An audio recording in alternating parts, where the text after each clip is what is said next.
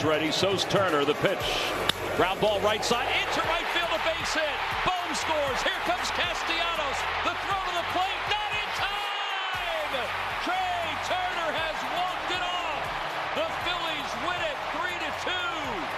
Here in the bottom of the 10th inning, they've won 3 in a row against the Atlanta Braves. What a win for the Phillies. 3 wins in a row over the Atlanta Braves, and they do it in dramatic fashion. Trea Turner in the 10th inning. Welcome into Postgame Live, presented by Curado Insurance. Ruben Amaro Jr., Ricky Bo, Ashlyn Sullivan here with you. We're waiting for this game to end. We're wondering who's going to show up in the biggest moment. We're upstairs in the news, and we're thinking it might be Kyle Schwarber. Maybe it's Bryce Harper. Nope, instead it's Trea Turner. No, Trea kind of deserved it. When you think about the ball game he had defensively and keeping Sanchez where he was tonight, I think he kind of deserved it. He got into an 0-2 count, and you know, the pitcher, you leave one out over the plate. You know, Trea Turner's going to do some damage. A bad pitch, but a good piece of hitting. He hits it to right field, ball game over. You know what? You look at that game and you say to yourself, like, I try to look at it in a strange way in that last half of the 10th inning.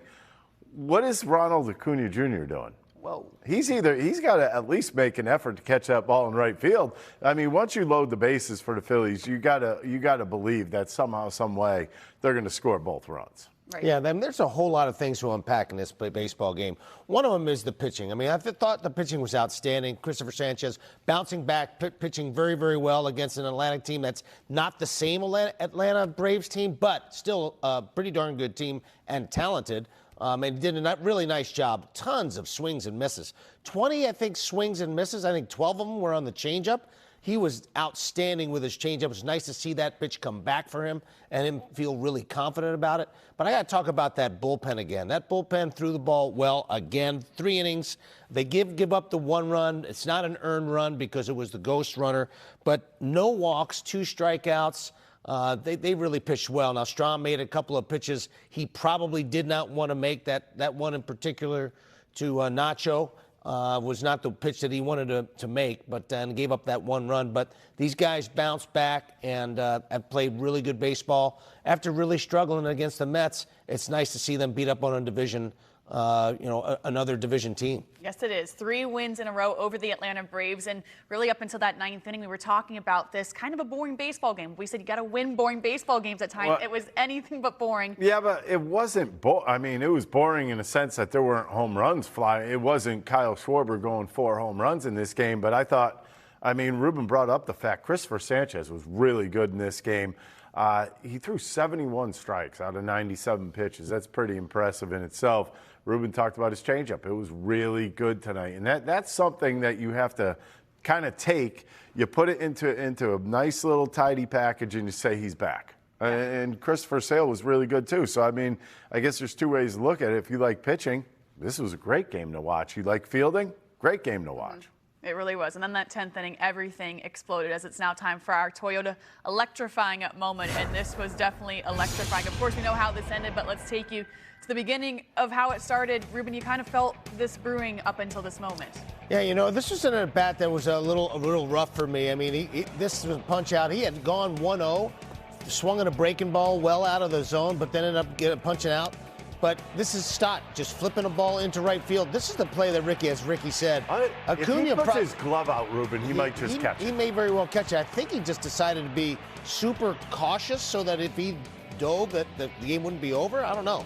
We've all seen a lot of these games. And by the way, this was just a bad at bat. I mean, he had no chance. He swung at 2 balls that were off the plate, and then he took that breaking ball over the plate. But nice job here by Turner of staying in the at-bat and finally getting a pitch right down the middle. This is supposed to be up in the zone.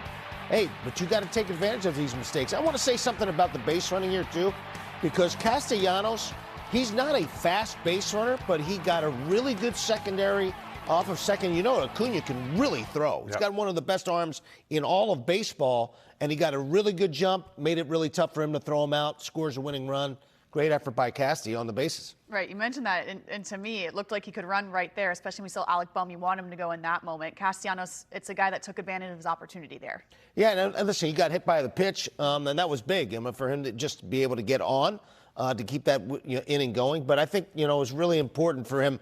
this is a guy that probably is not all that happy about what's going on right now, getting taken out of games. He's sort of platooning a little bit. Gets drilled in the hand. But he gets drilled in the hand, and he ends up having a pretty big base running play that doesn't show up in the box score necessarily, but for him to score, he's not real fleet of foot.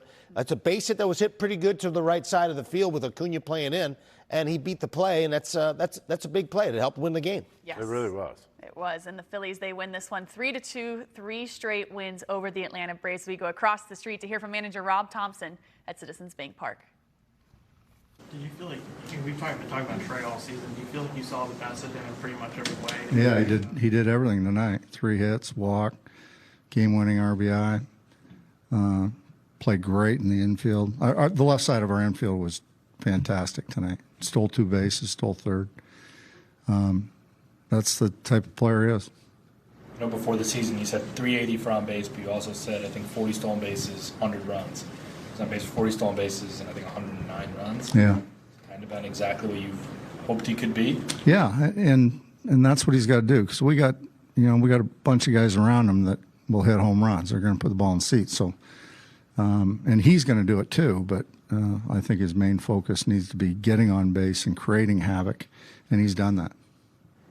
You mentioned the defense, but with some ground ball heavy pitchers, and particularly tonight in that first inning, and you got Ranger who gets a lot of ground balls.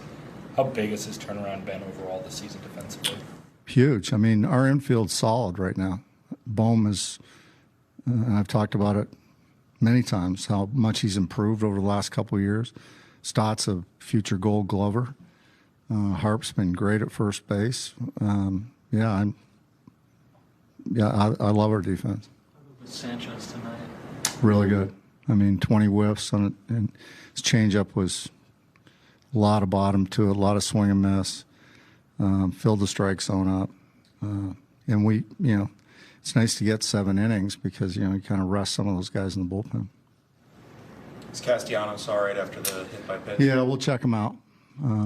But he told me after the game that he felt fine. Where exactly did it get him? I think right in here. Yeah. Stott spent 7 innings on the bench, and then he draws a 9-pitch walk, and then he fights off that that ball, and he gets that hit in the 10th. I mean, what does it take, I guess, to do what he did tonight? Kind of be.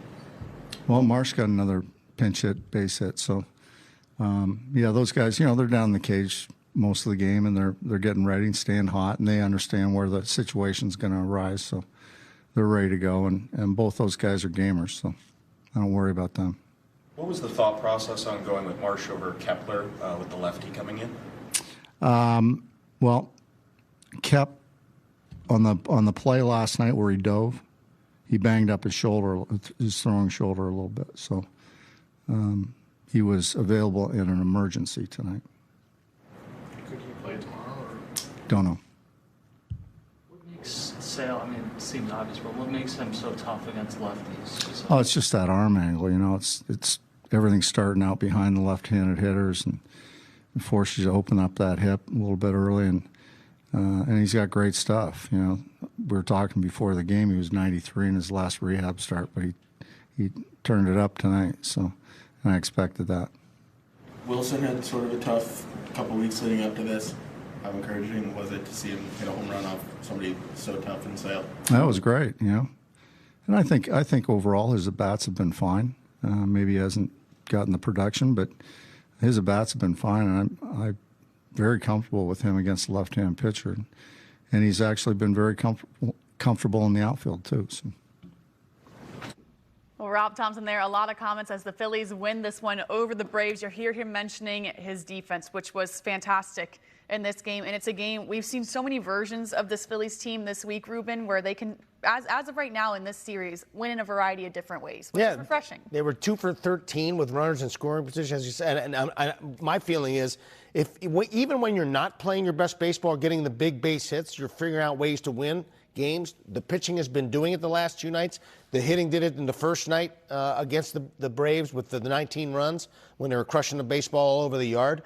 But this is the type of baseball that these Phillies are able to do. They can run, they can pitch, they can hit for power. They don't do it all every single game, but there's ways for them to win games, and if they can figure out how to do this when they play in October more consistently, then they got a chance to make a really deep run. Yeah, and ways to win games. I find it interesting that Rob wanted Turner to have 100 runs scored, 40 stolen bases. Well, he's well on his way. He had 2 stolen bases tonight, and I love the way that Rob kind of defined it. I want him creating havoc. I mean, I think that's great. You know what that does? It takes the concentration from the catcher's mitt to the guy on base. And for a pitcher, that'll drive him nuts. It drives a pitcher absolutely insane out there on the mound. And it's just one of those things when you have a guy like Trea Turner, when he could turn a single into a triple just like that. We are back with our Eye on the Mound, presented by PGW, energy for all of us. Checking out Christopher Sanchez's night here, and definitely impressive going through 7th innings. 1 run, 1 hit, 8 strikeouts, no walks for Christopher Sanchez. We talked about this in pregame. You needed a bounce-back performance from him, Ricky. You definitely got that. Yeah. I mean, when you think about Christopher Sanchez, the one thing you think about is throwing strikes. He did that tonight. He was using both sides of the plate. But the invisible pitch, that changeup was just absolutely nasty for him tonight. You think about the swings and misses. How does he get that? Well, how about deception? That changeup looking like it's out of the zone. Next thing you know, boom, it fades off of the outside corner. And then his fastball in the inside part of the plate was pretty special tonight, too. And we noticed he was throwing 97 miles an hour in the 7th inning. I mean, that to me is wild.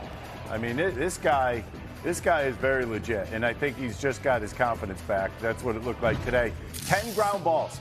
He let 1 ball go up in the air. 1 ball for an out went up in the air. Yeah, pretty extraordinary. And when you think about also his month, and you talk about not giving up home runs, he's gone an entire month. This is 6 starts, 38 2/3 innings with no home runs allowed. 0. In this day and age of home runs, it's really pretty extraordinary. I know he had a tough game. His last 3 games have not been really as Sanchez-esque as it has been for most of the year. For him to bounce back and to pitch the way he has, and has kept the ball in the yard, and has kept the team in the game pretty much every single start, even when he has struggled at times, pretty impressive. And you can sort of call him an ace, I think, and it's big because they need him with Wheeler not being here. They need somebody to step forward to be that guy, and hopefully he can be that guy. Yes, he was Sanchez-esque tonight, that is for sure, as we go across the street to hear from Christopher Sanchez in the Phillies clubhouse. Christopher, how nice was it to bounce back strong tonight after your start in New York, your last time out? ¿Qué también se sintió recuperarte luego de la semana pasada en Nueva York? Sí, como tú lo acabas de decir, vengo de una mala salida. Creo que eso fue lo mejor que me pudo pasar esta noche. Hay que se miden los buenos pitchers y nada, contento con el trabajo que hice hoy y que ganamos, fue lo muy importante. Yeah, as you say, I'm coming from a tough start, and it was good to have a good result today, and that's when you can tell about when a guy is when pitchers are good, and I'm just happy to have bounced back, and happy that we got the win too. Were you running the changeup harder tonight on purpose, and how was the feel for it tonight compared to last start? El cambio lo estaba tirando un poquito más duro y como el sentimiento del cambio fue comparándolo con la semana pasada. Bien. Tú sabes, eso se trata de ajuste y adjustment, y eso fue lo que hice hoy. It was good. I mean, and that's what it's all about. It's about making adjustments, and that's what we did today. What was the adjustment? ¿Cuál fue el ajuste? Ustedes lo vieron todito. You all saw it. and Trea at shortstop behind you tonight made a bunch of plays. Maybe how much fun has it been to watch him just improve at shortstop behind you? Trea hizo muchas jugadas buenas hoy. ¿Qué tan bueno ha sido verlo, cómo él ha mejorado en la defensa y detrás de ti? Increíble. Me río porque estaban hablando. Él me decía, pónchalo a todos. Y yo le decía, pues tú eres mi compañero. Y me decía, sí, eso es bromeando. No, se siente increíble la defensa que él ha mejorado bastante este año. No, excelente por él. Yeah, man, I was laughing because he was telling me before the game, strike them all out. And I'm like, but you're my teammate. So, but we were just joking, and it's just, it feels amazing, and it's great to see how much he has improved back there.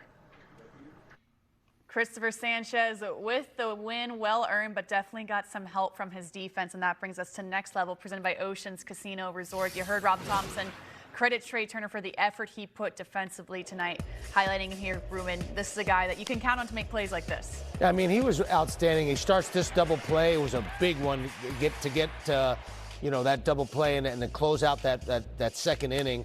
And then he made an unbelievable play against a guy who can really run to finish it off. Harris, too, he can really get down the line. It was a heck of a backhand, and he threw a bullet there. That's a tough play. Going to his right, Harper's going to help him out a little bit there.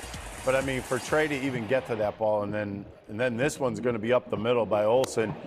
Trea says, well, I got you. Wow. And I'll tell you what, he showed off a pretty good arm tonight, too. Absolute cannon. And the accuracy has been much, much better. I think he's getting his feet in better position. He's doing everything. I mean, I know Bobby Dickerson talks about just securing the baseball, but that also puts him in a position to be able to move his feet to get to a position where he can throw more accurately, and he's been doing that really consistently. He made plays from literally behind the third baseman, Alec Boehm, all the way over there to behind second base tonight.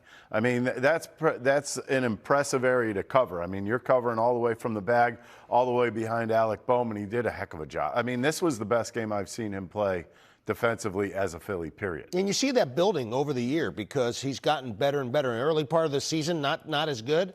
But you see like the confidence. It's almost like a hitter who's getting better and better. You see the confidence coming with his glove and his throws and the accuracy. The whole package of him defensively right now is pretty special. Total package. Yes. Yeah. That he Well, is.